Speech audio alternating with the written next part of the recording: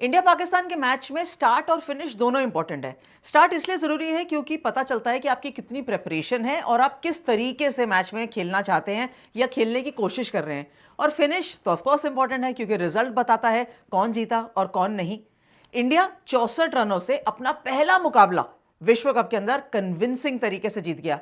जब स्टार्ट हुआ था पहली बॉल ऐसा लगा शेफाली वर्मा ने जो स्टार्ट दिया इंडियन टीम को वो बहुत अच्छे तरीके से तैयार होकर आई है, लेकिन पावर प्ले के अंदर 2 विकेट होने के बाद ऐसा लगा कि कहीं ना कहीं पाकिस्तान की भी तैयारी उतनी ही है।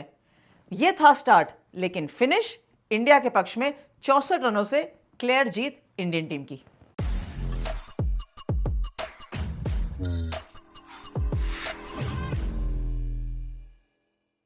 स्वागत है आपका डिफरेंट स्ट्रोक्स में। जब शेफाली ने वो पहला बड़ा 6 लगाया था ना, तो लगा मेरे को, कम से कम ये लगा कि Shefali is ready for the contest and she is, क्योंकि अगर उनके हाफ में गेंद डलती है तो वो बिल्कुल बाहर ही जाती है। लेकिन उसके बाद जो मुझे इतने दिनों से मैं देखती आ रही हूँ, या मुझे ऐसा लग रहा है कि वो बहुत आसानी से अपनी विकेट दे देती हैं। वो ऐसा क्यों करती हैं, क्या कारण है, प्रॉब्ली वो बेस्ट बता सकती हैं, लेकिन वो ना उनको हेल्प करता है ना भारतीय टीम को।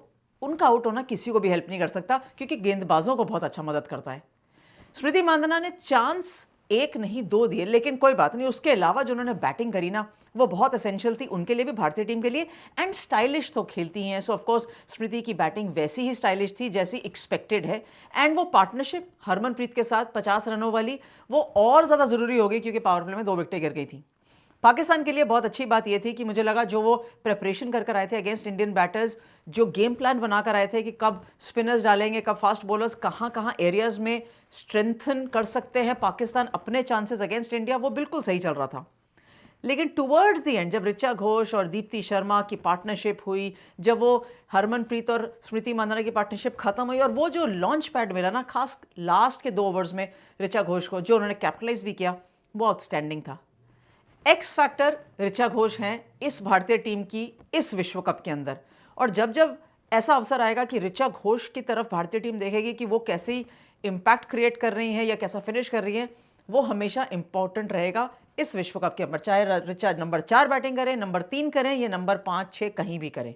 दीप्ति शर्मा का इंपैक्ट हमेशा ही अच्छा रहा है, और अच्छी चीज़ ये है कि उन्होंने वो छोटे से टाइम में भी ना बैटिंग में कंट्रीब्यूशन करी, तभी तो इंडिया 170 पहुंच पाई। पाकिस्तान की शुरुआत ठोस होनी थी एंड इसमें कोई दोहराई नहीं था, क्योंकि बेस्ट पावर प्ले स्कोर तो वो बनाने में कामयाब हो ही गए थे। लेकिन हमेशा से जो मिडिल ऑर्डर है ना पाकिस्तान का, वो कंसर्न रहा है कि अगर वो अच्छा खेल पाते हैं, नहीं खेल पाते, कैपिटलाइज कर पाते हैं नहीं। और वो जो छोटी सी अपॉर्चुनिटी थी ना इंडियन गेंदबाजों के लिए, वो उन्होंने भरपूर तरीके से इस्तेमाल करी। 1 2 3 जब शुरुआत में विकेट्स मिल गई, और थोड़ा बहुत और बेटर हो सकती है भारतीय फील्डिंग, उसके बाद भी जो कम से कम जो स्पिनर्स ने गेंदबाजी करी वो अच्छी थी। हाइलाइट्स ऑफ द मैच में मुझे अच्छा लगा कि Smriti was determined to do well. तो अगर उनका स्टार्ट इतना फ्लुएंट नहीं था तो भी उन्होंने बहुत अच्छी एक लंबा समय बिताया ग्राउंड पर बैटिंग करने के लिए। Partnership with Smriti and Harman another highlight. Important knock by Richa Ghosh and Deepti Sharma.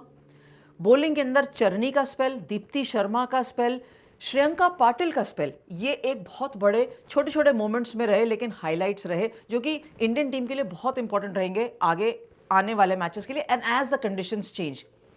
Shreyanka पहली बार इंग्लैंड में खेल रही है और पहली बार गेंदबाजी कर रही है, तो नई गेंद से गेंदबाजी करना चैलेंजिंग है। उन्होंने पहला दिन बॉल बहुत अच्छी जगह डाला, विकेट नहीं मिल पाए शुरुआत में, लेकिन उन्होंने गेंद बहुत अच्छी डाली।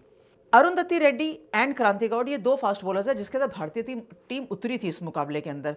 लेकिन अगर यही दोनों खेलने वाले हैं तो कहीं ना कहीं एक सवाल खड़ा होगा मेरे लिए, क्या ये हमेशा यही खेलेंगे या कहीं ना कहीं अपॉर्चुनिटी बनेगी रेणुका सिंह ठाकुर की वापस 11 के अंदर आने में।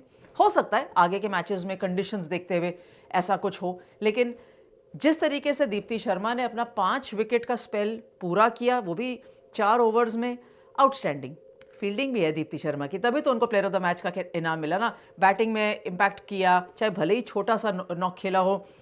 5 विकेटें इन अ T20 मैच स्पेशल होती हैं।